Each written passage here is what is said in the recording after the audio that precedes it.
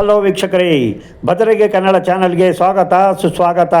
ವೀಕ್ಷಕರೇ, ಇಂದು ಶುಕ್ರವಾರ ಸಾಕ್ಷಾತ್ ಮಹಾಲಕ್ಷ್ಮಿಯ ಆದಿಶಕ್ತಿಯ ಆರಾಧನೆಯ ದಿನ.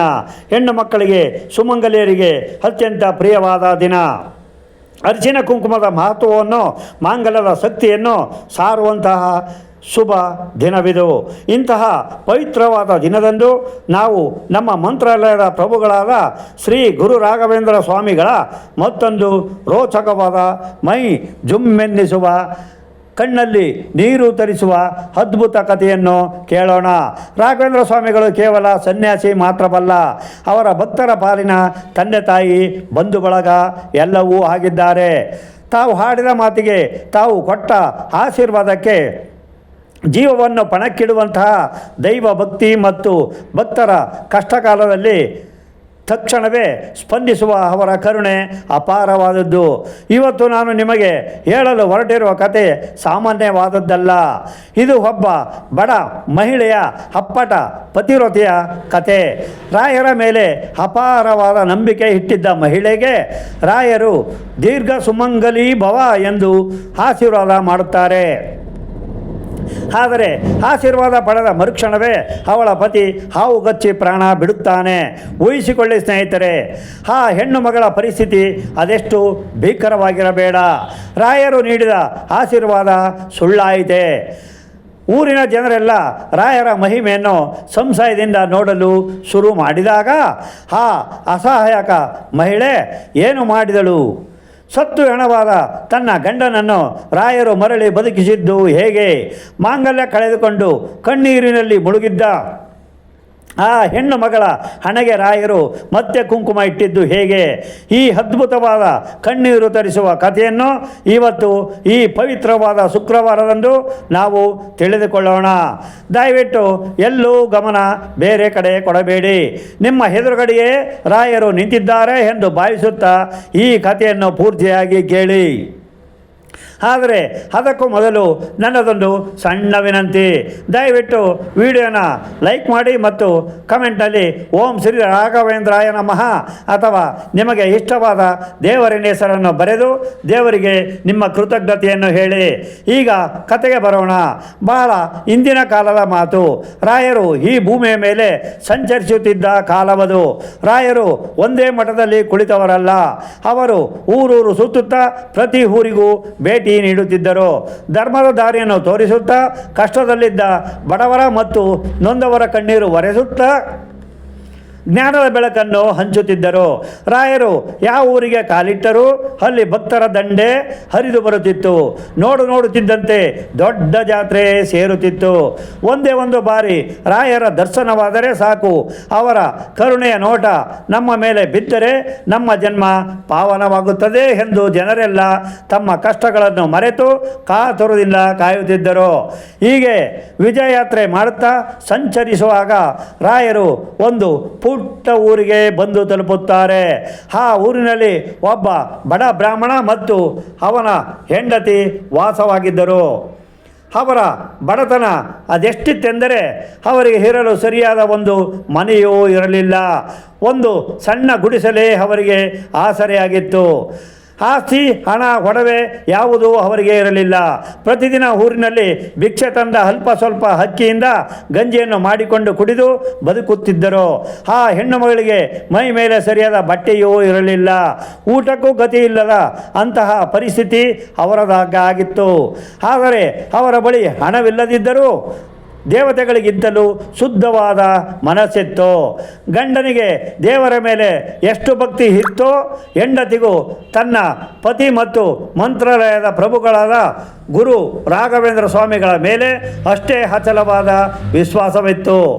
ಆ ಬಡ ಮಹಿಳೆ ಪ್ರತಿದಿನ ಬೆಳಗ್ಗೆ ಬ್ರಹ್ಮ ಮುಹೂರ್ತದಲ್ಲಿ ಎದ್ದು ತನ್ನ ಹರಿದ ಬಟ್ಟೆಯಲ್ಲೇ ಸ್ನಾನ ಮಾಡಿ ತನ್ನ ಸಣ್ಣ ಗುಡಿಸಲಿನ ಮುಂದೆ ನೀರು ಹಾಕಿ ರಂಗೋಲಿ ಬಿಡಿಸಿ ತುಳಸಿ ಕಟ್ಟೆಗೆ ಭಕ್ತಿಯಿಂದ ಪೂಜೆ ಮಾಡುತ್ತಿದ್ದಳು. ಅವಳು ದೇವರ ಮುಂದೆ ಕುಳಿತು ಬೇಡಿಕೊಳ್ಳುತ್ತಿದ್ದಿದ್ದು ದುಡ್ಡನ್ನಲ್ಲ, ಬಂಗಾರವನ್ನಲ್ಲ, ದೊಡ್ಡ ಅರಮನೆಯನ್ನೂ ಅಲ್ಲ. ಅವಳು ಕಣ್ಣೀರು ಹಾಕುತ್ತಾ ಕೇಳುತ್ತಿದ್ದಿದ್ದು ಒಂದೇ ಒಂದು ವರ.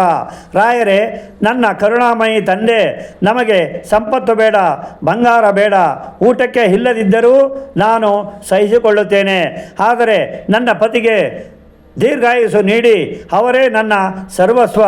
ನನ್ನ ಹಣೆಯ ಕುಂಕುಮ ಸದಾಕಾಲ ಬೆಳಗುವಂತೆ ಮಾಡು. ನನ್ನ ಮಾಂಗಲ್ಯವನ್ನು ಕೊನೆಯ ಉಸಿರು ಇರುವವರೆಗೂ ಕಾಪಾಡು ತಂದೆ ಎಂದು ಕೇಳಿಕೊಳ್ಳುತ್ತಿದ್ದಳು. ಅವಳ ಪತಿವ್ರತ ಧರ್ಮ ಮತ್ತು ಭಕ್ತಿ ಅಷ್ಟು ಶ್ರೇಷ್ಠವಾಗಿತ್ತು.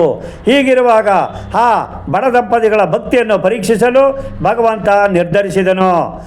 ಒಂದು ದಿನ ಆ ಊರಿಗೆ ಸಾಕ್ಷಾತ್ ಗುರು ರಾಘವೇಂದ್ರ ಸ್ವಾಮಿಗಳು ವಿಜಯ ಯಾತ್ರೆ ಮಾಡುತ್ತಾ ಬರುತ್ತಿದ್ದರು ಮತ್ತು ಊರಿನ ಹೊರಗಿನ ಮಠದಲ್ಲಿ ಇರಲಿದ್ದಾರೆ ಎಂಬ ಶುಭ ಸುದ್ದಿ ಎಲ್ಲೆಡೆ ಹರಡಿತ್ತು. ರಾಯರ ಸ್ವಾಗತಕ್ಕೆ ಇಡೀ ಊರು ಸಿದ್ಧವಾಯಿತು. ಈ ವಿಷಯ ತಿಳಿದ ಆ ಬಡ ಮಹಿಳೆಗೂ ಮತ್ತು ಅವಳ ಪತಿಗೂ ತುಂಬ ಸಂತೋಷವಾಯಿತು. ನಮ್ಮ ಇಷ್ಟು ವರ್ಷಗಳ ಕಷ್ಟದ ದಿನಗಳು ಮುಗಿಯುವ ಕಾಲ ಬಂತು. ಸಾಕ್ಷಾತ್ ಜಗದ್ಗುರುಗಳೇ, ನಮ್ಮ ಆರಾಧ್ಯ ದೈವವೇ ನಮ್ಮ ಊರಿಗೆ ಬರುತ್ತಿದ್ದಾರೆ. ಇದಕ್ಕಿಂತ ದೊಡ್ಡ ಭಾಗ್ಯ ನಮಗೆ ಬೇರೆ ಒಂದಿಲ್ಲ. ಹೇಗಾದರೂ ಮಾಡಿ ಅಲ್ಲಿಗೆ ಹೋಗಿ ಅವರ ದರ್ಶನ ಮಾಡಿಕೊಂಡು ಬರಬೇಕು. ಅವರ ಪಾದದ ಧೂಳನ್ನು ತಲೆಗೆ ಹಚ್ಚಿಕೊಳ್ಳೋಣ ಎಂದು ಗಂಡ ಹೆಂಡತಿ ಇಬ್ಬರು ಬಹಳ ಸಂತೋಷಪಟ್ಟರು. ರಾಯರ ಊರ ಹೊರಗಿನ ಮಠದಲ್ಲಿ ಬಂದು ಇಳಿದರು. ಅವರಿಗೆ ಊರಿನ ಜನರೆಲ್ಲ ಸೇರಿ ಸ್ವಾಗತ ಕೋರಿದರು. ಮಂತ್ರಕೋಶಗಳು, ಮಂಗಳವಾದ್ಯಗಳು ಮುಗಿಲು ಮುಟ್ಟುವಂತೆ ಮೊಳಗಿದವು. ಸಾವಿರಾರು ಜನ ಭಕ್ತರು ರಾಯರ ಒಂದು ದರ್ಶನ ಪಡೆಯಲು, ಅವರ ಆಶೀರ್ವಾದ ಪಡೆಯಲು ಸಾಲುಗಟ್ಟಿ ನಿಂತಿದ್ದರು. ಪ್ರತಿಯೊಬ್ಬರ ಕೈಯಲ್ಲೂ ರಾಯರಿಗೆ ಅರ್ಪಿಸಲು ಕಾಣಿಕೆಗಳು ಇದ್ದವು.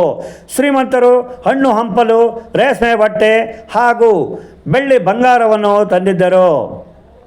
ಆ ಬಡ ಮಹಿಳೆಗೂ ರಾಯರಿಗೆ ಏನಾದರೂ ಕೊಡಬೇಕು ಎಂಬ ಆಸೆ ಇತ್ತು. ಆದರೆ ಅವಳ ಬಳಿ ಏನೂ ಇರಲಿಲ್ಲ.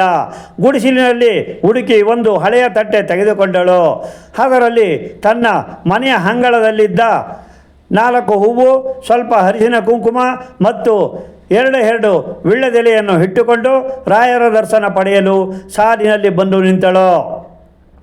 ಅವಳ ಬಟ್ಟೆ ಹರಿದಿದ್ದರೂ ಮುಖದಲ್ಲಿ ಭಕ್ತಿಯ ಕಳೆ ಇತ್ತು. ಆಗ ಅವಳ ಪತಿ ಅವಳ ಬಳಿ ಬಂದು, ನೋಡು, ನಾವಿಬ್ಬರು ಸಾಲಿನಲ್ಲಿ ನಿಂತರೆ ಬಹಳ ಸಮಯವಾಗುತ್ತದೆ. ನೀನು ಮೊದಲು ಹೋಗಿ ರಾಯರ ದರ್ಶನ ಮಾಡಿಕೊಂಡು ಬಾ. ನಾನು ಪಕ್ಕದ ಕಾಡಿಗೆ ಹೋಗಿ ನಾಳಿನ ರಾಯರ ಪೂಜೆಗೆ ಬೇಕಾಗುವ ವಿಶೇಷ ಹೂವು ಮತ್ತು ಹೋಮದ ಕಡ್ಡಿಗಳನ್ನು ತರುತ್ತೇನೆ.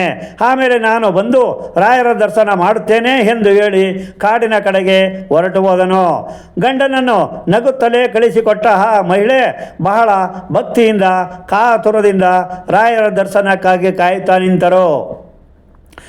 ಒಂದೊಂದು ಹೆಜ್ಜೆ ಮುಂದಿಡುತ್ತಾ ಅವಳ ಸರದಿ ಬಂತು. ಒಳಗೆ ಹೋಗುತ್ತಿದ್ದಂತೆ ಎದುರಿಗೆ ಸಾಕ್ಷಾತ್ ಗುರು ರಾಘವೇಂದ್ರ ಸ್ವಾಮಿಗಳು ಎತ್ತರವಾದ ಆಸನದ ಮೇಲೆ ಕುಳಿತಿದ್ದರು. ಅವರ ಮುಖವು ಸೂರ್ಯನಂತೆ ಹೊಳೆಯುತ್ತಿತ್ತು. ಕೊರಳಲ್ಲಿ ತುಳಸಿ ಮಾಲೆ, ಕೈಯಲ್ಲಿ ದಂಡ ಹಾಗೂ ಹಣೆಯಲ್ಲಿ ಸುಂದರವಾದ ತಿಲಕವಿತ್ತು. ಅವರ ಕಣ್ಣುಗಳಲ್ಲಿ ಕರುಣೆ ತುಂಬಿ ತುಳುಕುತ್ತಿತ್ತು. ಆ ಬಡ ಮಹಿಳೆ ತನ್ನ ಆರಾಧ್ಯ ದೈವವನ್ನು ನೋಡಿದ ತಕ್ಷಣ ಆನಂದದಿಂದ ಅವಳ ಕಣ್ಣಲ್ಲಿ ನೀರು ತುಂಬಿ ಬಂದವು. ತನ್ನ ಕಷ್ಟ, ಬಡತನ ಮತ್ತು ಹಸಿವು ಎಲ್ಲವನ್ನು ಮರೆತು ಕೈಯಲ್ಲಿದ್ದ ಆ ಚಿಕ್ಕ ತಟ್ಟೆಯನ್ನು ಕೆಳಗಿಟ್ಟು ರಾಯರ ಪಾದಗಳಿಗೆ ಸಾಷ್ಟಾಂಗ ನಮಸ್ಕಾರ ಮಾಡಿದಳು. ಪಾದಗಳನ್ನು ಗಟ್ಟಿಯಾಗಿ ಹಿಡಿದುಕೊಂಡು, ಗುರುಗಳೇ, ನನ್ನ ತಂದೆಯೇ, ನನ್ನನ್ನು ಕಾಪಾಡಿ, ನನಗೆ ಬೇರೇನೂ ಬೇಡ, ನನ್ನ ಪತಿ ಆಯುಷನ್ನು ಕಾಪಾಡಿ ಎಂದು ಬಿಕ್ಕಿ ಬಿಕ್ಕಿ ಅಳುತ್ತಾ ಭಕ್ತಿಯಿಂದ ಬೇಡಿಕೊಂಡಳು.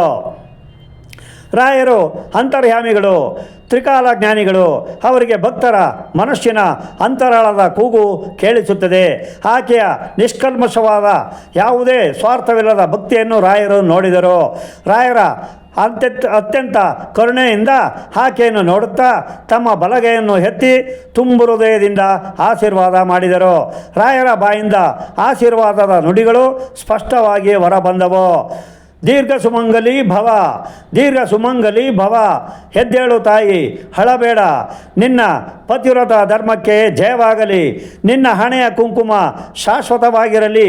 ನಿನಗೆ ಒಳ್ಳೆಯದಾಗಲಿ ಎಂದು ತಮ್ಮ ಕೈಯಲ್ಲಿದ್ದ ಮಂತ್ರಾಕ್ಷತೆಯನ್ನು ಅವಳ ತಲೆಯ ಮೇಲೆ ಹಾಕಿದರು. ರಾಯರ ಬಾಯಿಂದ ದೀರ್ಘ ಸುಮಂಗಲಿ ಭವ ಎಂಬ ಆಶೀರ್ವಾದದ ಮಾತುಗಳನ್ನು ಕೇಳಿದ ತಕ್ಷಣ ಆ ಮಹಿಳೆಗೆ ಇಡೀ ಜಗತ್ತೇ ಸಿಕ್ಕಿದಂತಾಯಿತು. 7 ಲೋಕಗಳ ಸಂಪತ್ತು ತನ್ನ ಮಡಲಿಗೆ ಬಿದ್ದಷ್ಟೇ ಸಂತೋಷವಾಯಿತು. ನನ್ನ ಇಷ್ಟು ವರ್ಷಗಳ ಬೇಡಿಕೆ ಈಡೇರಿತು. ಸಾಕ್ಷಾತ್ ಜಗದ್ಗುರುಗಳು, ತ್ರಿಕಾಲಜ್ಞಾನಿಗಳು ನನ್ನ ಮಾಂಗಲ್ಯವನ್ನು ಕಾಪಾಡಿದ್ದಾರೆ. ಇನ್ನು ನನಗೆ ಯಾವ ಜನ್ಮದ ಭಯವೂ ಇಲ್ಲ. ನನ್ನ ಗಂಡನಿಗೆ 100 ಕಾಲದ ಆಯಸ್ಸು ಬಂತು ಎಂದು ಸಂತೋಷ ಪಡುತ್ತಾಳೆ. ರಾಯರಿಗೆ ಪದೇ ಪದೇ ಮತ್ತೆ ನಮಸ್ಕರಿಸಿದಳು. ಆಶೀರ್ವಾದ ಪಡೆದುಕೊಂಡು ಸಂತೋಷದಿಂದ ಗಂಡನಿಗೆ ಈ ಸಿಹಿ ಸುದ್ದಿಯನ್ನು ಹೇಳಬೇಕೆಂಬ ಅವಸರದಿಂದ ಮಠದ ಮೆಟ್ಟಿಲುಗಳನ್ನು ಹಿಡಿದು ಹೊರಗೆ ಹೋಗುತ್ತಾಳೆ. ಆದರೆ ವೀಕ್ಷಕರೇ, ವಿಧಿಯಾಟ ಎಷ್ಟೊಂದು ಕ್ರೂರವಾಗಿರುತ್ತದೆ ಮತ್ತು ವಿಚಿತ್ರವಾಗಿರುತ್ತದೆ ನೋಡಿ. ಈ ಕಡೆ ಮಠದಲ್ಲಿ ರಾಯರು ದೀರ್ಘ ಸುಮಂಗಲಿ ಭವ ಎಂದು ಆಶೀರ್ವಾದ ಮಾಡಿದರು. ಆದರೆ ಅದೇ ಕ್ಷಣದಲ್ಲಿ ಆ ಕಡೆ ಕಾಡಿನಲ್ಲಿ ಏನಾಗಿತ್ತು ಗೊತ್ತಾ? ಪೂಜೆಗೆಂದು ಹೂವು ಮತ್ತು ಕಡ್ಡಿಗಳನ್ನು ತರಲು ಹೋಗಿದ್ದ ಅವಳ ಗಂಡ ಒಂದು ಪೊದೆಯ ಬಳಿ ಕೈ ಹಾಕಿದನು.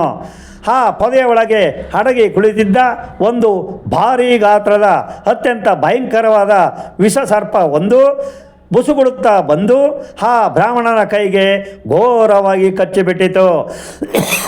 ಆ ಸರ್ಪದ ವಿಷ ಎಷ್ಟೊಂದು ಭಯಂಕರವಾಗಿತ್ತು ಎಂದರೆ ಕಚ್ಚಿದ ಕೆಲವೇ ಕ್ಷಣಗಳಲ್ಲಿ ಆ ಬ್ರಾಹ್ಮಣನ ಮೈಯೆಲ್ಲ ನೀಲಿಯಾಗಲು ಶುರುವಾಯಿತು. ರಕ್ತ ಎಪ್ಪುಗಟ್ಟಿತು. ಅವನ ಸಹಾಯಕ್ಕಾಗಿ ಕೂಗಲು ಪ್ರಯತ್ನಿಸಿದನು. ಆದರೆ ಗಂಟಲಿನಿಂದ ಧ್ವನಿ ಹೊರಬರಲಿಲ್ಲ. ಕಚ್ಚಿದ ಕೆಲವೇ ನಿಮಿಷಗಳಲ್ಲಿ ಆ ಬ್ರಾಹ್ಮಣ ಅಲ್ಲೇ ಮಣ್ಣಿನ ಮೇಲೆ ಬಿದ್ದು ಒದ್ದಾಡಿ ನರಳಿ ಪ್ರಾಣ ಬಿಟ್ಟನು. ಅವನ ಉಸಿರು ಶಾಶ್ವತವಾಗಿ ನಿಂತು ಹೋಗಿತ್ತು. ಅದೇ ಕಾಡಿಗೆ ಕಟ್ಟಿಗೆ ತರಲು ಹೋಗಿದ್ದ ಊರಿನ ಕೆಲವು ಯುವಕರು ಈ ಘೋರ ದೃಶ್ಯವನ್ನು ನೋಡಿದರು. ಗಾಬರಿಯಿಂದ ಓಡಿ ಬಂದು ನೋಡಿದರೆ ಬ್ರಾಹ್ಮಣ ಸತ್ತು ಬಿದ್ದಿದ್ದಾನೆ. ಅವರಿಗೆ ಏನು ಮಾಡಬೇಕೆಂದು ತೋಚಲಿಲ್ಲ. ತಕ್ಷಣ ಆ ಬ್ರಾಹ್ಮಣನ ಶವವನ್ನು ಎತ್ತಿಕೊಂಡು ಊರಿನ ಕಡೆಗೆ, ಅವನ ಗುಡಿಸಲಿನ ಕಡೆಗೆ ಓಡಿ ಬರುತ್ತಿದ್ದರು. ಇದೇ ಹೊತ್ತಿಗೆ ರಾಯರ ದರ್ಶನ ಮಾಡಿ ತನ್ನ ಗಂಡನಿಗೆ ದೀರ್ಘಾಯುಸ್ಸು ಸಿಕ್ಕಿತು ಎಂಬ ಸಂತೋಷದಿಂದ ತೇಲುತ್ತಾ ಮನೆಗೆ ಹಿಂದಿರುಗುತ್ತಿದ್ದ ಆ ಬಡ ಮಹಿಳೆಗೆ ದಾರಿಯಲ್ಲಿ ಆ ಯುವಕರು ಎದುರಾದರು. ಅವರು ಎತ್ತಿಕೊಂಡು ಬರುತ್ತಿದ್ದ ಶವವನ್ನು ನೋಡಿ ಆರಂಭದಲ್ಲಿ ಅವಳಿಗೆ ಅರ್ಥವಾಗಲಿಲ್ಲ. ಯಾರೋ ಸತ್ತಿದ್ದಾರೆ ಎಂದು ಪಕ್ಕಕ್ಕೆ ಸರಿದು ನಿಂತಳು. ಆದರೆ ಅವರು ಹತ್ತಿರ ಬಂದಾಗ ಆ ಶವದ ಮೇಲಿದ್ದ ಬಟ್ಟೆ, ಆ ಮುಖ ತನ್ನ ಗಂಡನದೇ ಎಂದು ತಿಳಿದ ತಕ್ಷಣ ಆಕೆ ಎದೆ ಸೀಳಿ ಹೋದಂತೆ ಆಯಿತು. ಆಕಾಶವೇ ಕಳಚಿ ತಲೆಯ ಮೇಲೆ ಬಿದ್ದಂತೆ ಆಯಿತು. ಭೂಮಿ ಬಾಯಿ ಬಿಟ್ಟು ತನ್ನನ್ನು ನುಂಗಬಾರದೇ ಎಂದು ಅನ್ನಿಸಿತು. ಅವಳ ಕೈಯಲ್ಲಿದ್ದ ಪೂಜೆ ತಟ್ಟೆ, ಆ ಅರಿಶಿನ ಕುಂಕುಮ ಎಲ್ಲವೂ ನೆಲಕ್ಕೆ ಬಿದ್ದು ಮಣ್ಣು ಪಾಲಾಯಿತು. ಅಯ್ಯೋ, ಇದೇನಾಯಿತು? ನನ್ನ ದೇವರಿಗೆ ಏನಾಯಿತು? ನನ್ನ ಒಡೆಯನಿಗೆ ಏನಾಯಿತು ಎಂದು ಕೂಗುತ್ತಾ ಕಣ್ಣೀರು ಸುರಿಸುತ್ತಾ ಹೋಗಿ ಗಂಡನ ಶವದ ಮೇಲೆ ಬಿದ್ದಳು. ಆಕೆ ಅಳುತ್ತಾ ಬಿದ್ದಿದ್ದನ್ನು ನೋಡಿ ಊರಿನ ಜನರೆಲ್ಲ ಓಡೋಡಿ ಬಂದು ಅಲ್ಲಿಗೆ ಸೇರಿದರು. ಗಂಡನ ದೇಹವನ್ನು ಪರೀಕ್ಷಿಸಿದಾಗ ಪ್ರಾಣ ಹೋಯಿತೆಂದು ಅವಳ ಪ್ರಪಂಚವೇ ಅಲ್ಲಿಗೆ ಕೊನೆಯಾದಂತೆ ಭಾಸವಾಯಿತು. ಈ ದೃಶ್ಯವನ್ನು ಕಂಡ ಊರಿನ ಜನರಿಗೆ ಒಂದು ಕಡೆ ಸಂಕಟವಾದರೆ ಮತ್ತೊಂದು ಕಡೆ ಕೆಲವು ನಾಸ್ತಿಕರಿಗೆ ರಾಯರ ಶಕ್ತಿಯ ಮೇಲೆ ಅನುಮಾನ ಶುರುವಾಯಿತು. ರಾಯರು ಜೋರಾಗಿ ಮಾತನಾಡತೊಡಗಿದರು. ಏನಿದು ಆಶ್ಚರ್ಯ! ಸ್ವಲ್ಪ ಹೊತ್ತಿನ ಮುಂಚೆಯೇ ರಾಯರು ಇವಳಿಗೆ ದೀರ್ಘ ಸುಮಂಗಲಿ ಭವ ಎಂದು ಎಲ್ಲರ ಮುಂದೆ ಆಶೀರ್ವಾದ ಕೊಟ್ಟಿದ್ದರು. ಸ್ನೇಹಿತರೆ, ಈ ಕತೆ ತುಂಬ ದೊಡ್ಡದಾದ್ರಿಂದ ಈ ಕತೆನ 2ನೇ ಭಾಗ ಅಂತೇಳಿ ನಾಳೆ ಶುರು ಮಾಡ್ತೀನಿ. ಈ ಕತೆನ ಎಲ್ಲರೂ ಕೇಳಿ, ತುಂಬ ಚೆನ್ನಾಗಿದೆ. ನಾಳೆ ಸಿಗೋಣ ಮುಂದಿನ ವಿಡಿಯೋದಲ್ಲಿ. ನಮಸ್ಕಾರ.